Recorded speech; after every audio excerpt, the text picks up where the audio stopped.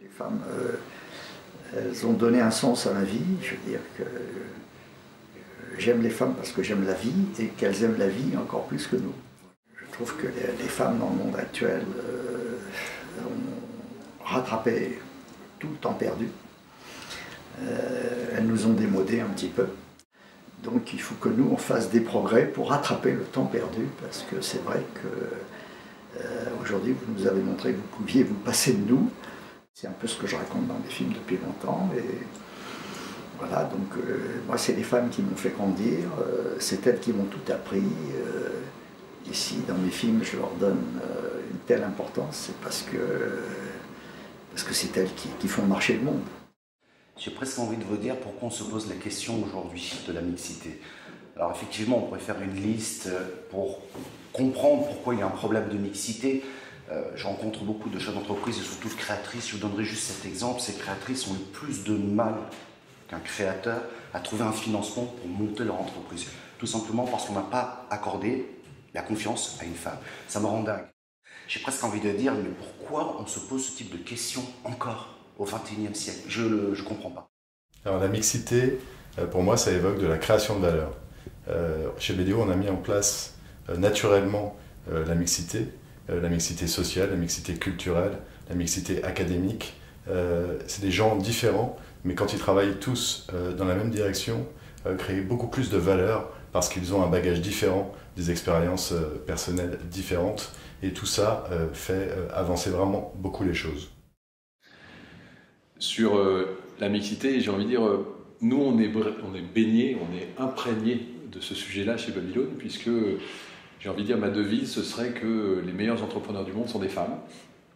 Puisque dans le microcrédit, on est dans l'univers du microcrédit. Vous savez, il y a 200 millions de micro-entrepreneurs dans le monde, des bénéficiaires de microcrédit. On ne le sait pas toujours, mais 75% de ces micro-entrepreneurs sont des femmes. Et je trouve ça absolument formidable dans l'univers de cet outil de développement qu'est le microcrédit, de voir qu'en fait, ce sont les femmes à qui on accorde ces microcrédits, pour plein de raisons, mais notamment parce que le microcrédit est un formidable outil d'insertion sociale de la femme dans son écosystème local, mais aussi qu'on a montré qu'elles étaient plus responsables, qu'elles remboursaient mieux que les hommes, qu'elles étaient en capacité de gérer un petit business parce qu'elles ont l'habitude de gérer la famille, etc. Alors pour nous, en fait, la mixité chez Innovance n'était pas un sujet. Ça n'a jamais été un sujet d'ailleurs. La culture ici était plutôt d'aller chercher les meilleurs talents, peu importe leur localisation, peu importe leur école, peu importe leur sexe ou leurs origines.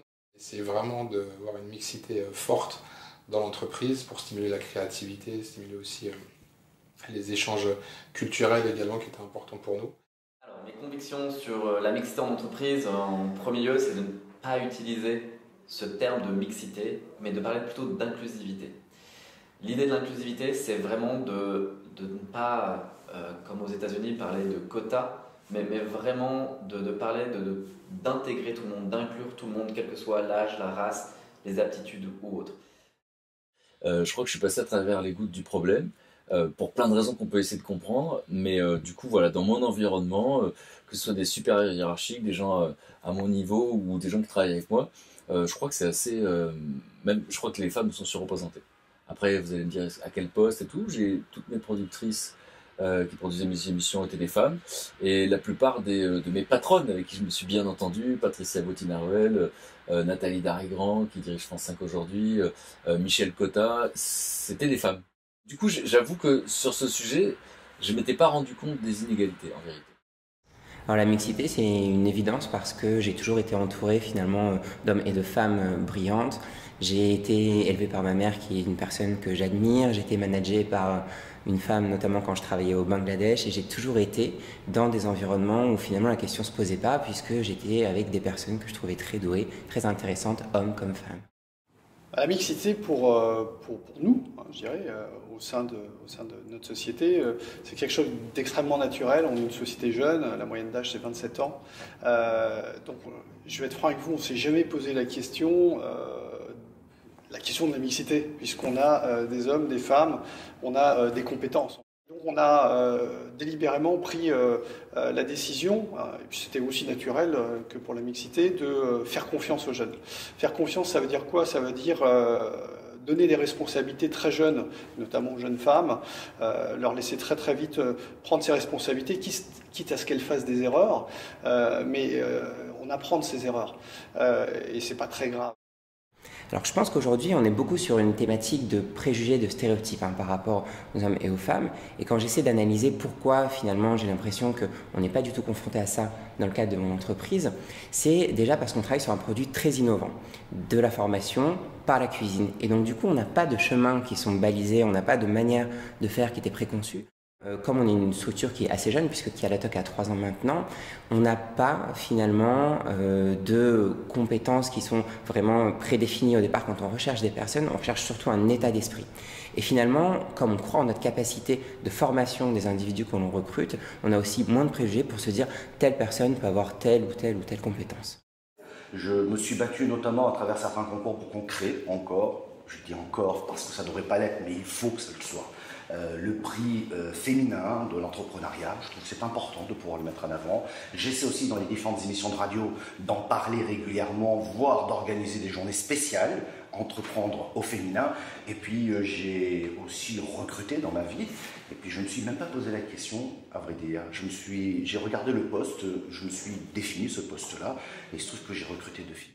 On n'a pas mis en place de programme spécifique lié à la mixité. Chez nous, on cherche des entrepreneurs ou entrepreneuses brillants qui pourront justement développer l'esprit et la culture de BDO. Alors chez BDO, aujourd'hui, en termes de parité homme-femme, les associés et les équipes dirigeantes sont représentés par 25% de femmes, donc 75% d'hommes. Et ce qu'il faut savoir, c'est que quand on a recréé BDO il y a maintenant 7 ans, on était proche de 0%.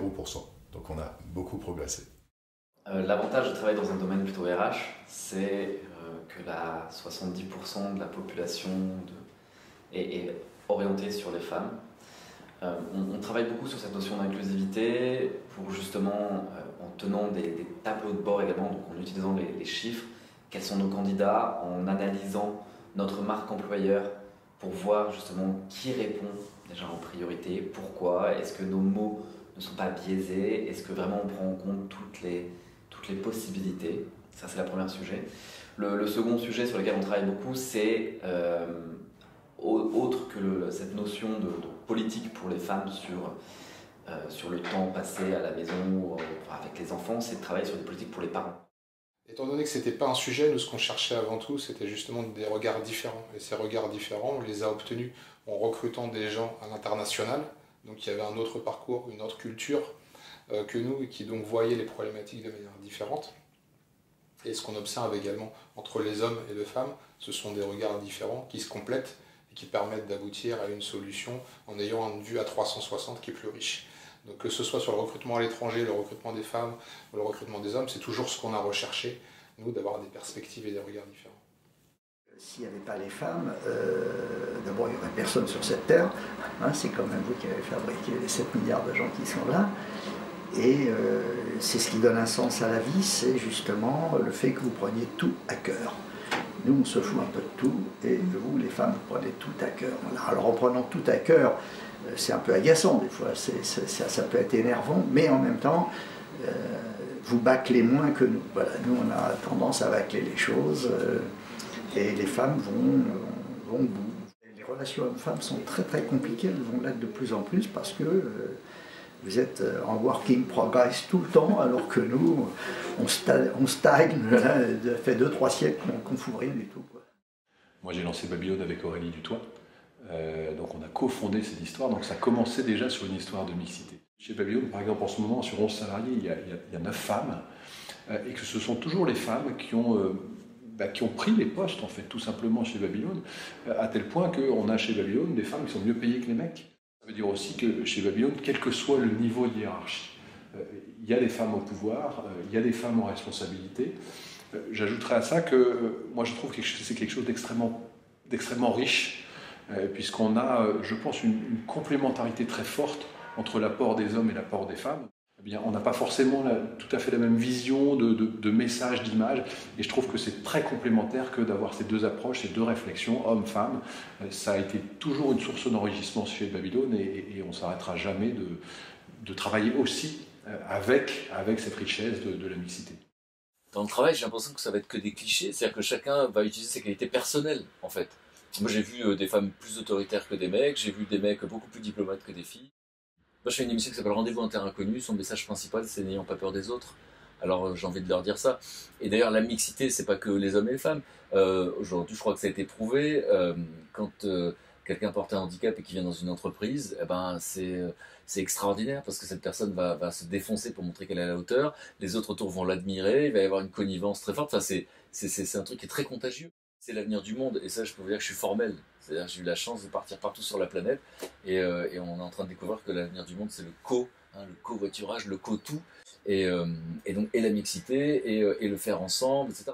On a commencé, on était cette boîte à 2 associés, hommes, et c'est vrai qu'il y a quelques années, on est allé chercher 2 compétences extérieures, hommes aussi. Donc c'est vrai qu'on a tourné un petit peu en boucle un certain temps entre ces 4 dirigeants de cette nouvelle société. Et donc ce que je dirais à ces hommes qui n'ont pas expérimenté la mixité, c'est d'essayer de faire rentrer gentiment, mais sûrement, des femmes au conseil d'administration, au comité directeur, etc. Ça évite de tourner en rond, ça enlève pas mal de testostérone dans les réunions et ça change complètement l'angle de vue d'un comité de direction. Donc pour moi c'est fondamental et depuis on s'est rattrapé et c'est vrai qu'on a aussi au niveau des instances dirigeantes trouvé des talents féminins qui nous accompagnent aujourd'hui et qui sont essentiels dans le pilotage de notre jeune société. Alors, quand on a créé la société il y a 8 ans, bien entendu, on faisait partie de groupes, de cercles d'entrepreneurs, on se réunissait régulièrement. Il est évident que c'était des milieux très masculins. Clairement, il y avait, je pense, 90 voire 95% d'hommes dans ces réunions. Ce qu'on a pu observer, nous, sur les 2-3 dernières années, puisqu'on fait partie de jurys, de start-up, de créateurs d'entreprises, on a même également aidé des entreprises à démarrer, maintenant aussi depuis la vente. C'est beaucoup plus de femmes aujourd'hui dans les concours de start-up, beaucoup plus de femmes à l'origine de projets, beaucoup plus de femmes qui prennent des risques et qui lancent leur propre société. Et ça, je pense que c'est vraiment très positif et très encourageant pour la suite. Et de voir que ce changement est en train de s'opérer, j'espère que ça va continuer et que donc dans nos clubs d'entrepreneurs, on aura de plus en plus de femmes. Non, mais on peut tout dire et son contraire. Je veux dire qu'il y a des femmes qui ont besoin de faire des enfants et de s'en occuper. Ça reste pour nous une excuse formidable. Voilà. Ouais. Mais c'est une mauvaise excuse. Les conseils d'administration des entreprises en France qui ont une majorité de femmes sont plus performantes que les autres. Je prendrai des exemples également à l'étranger en disant aujourd'hui en Inde, toutes les organisations, toutes les ONG qui ont voulu se développer et réussir à faire en sorte que le pays ou que l'ensemble de la société avec un grand S monte en compétences passe par l'éducation des femmes. Aujourd'hui, la promotion des femmes dans les entreprises permettent une plus grande stabilité, une plus grande sécurité et un plus grand ancrage local parce que les femmes ne tendent pas à partir mais vraiment à s'implanter.